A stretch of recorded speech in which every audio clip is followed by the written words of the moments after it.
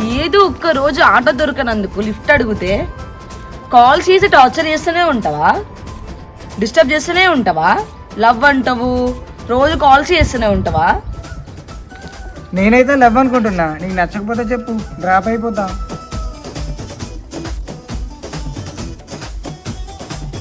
ఏమంత స్పీడ్ చెప్పకరా, నా మనసు పాడైపోతుంది. కొంచెం ఆలోచించుకొని చెప్పాలి కదా. అలా అయితే నేను ఫిక్స్ అయిపోతా. ఓకే రా, ఏదోలే, నేను ఇంటర్వ్యూకి వెళ్ళాలి, నన్ను డిస్టర్బ్ చేయకు, ఓకేనా?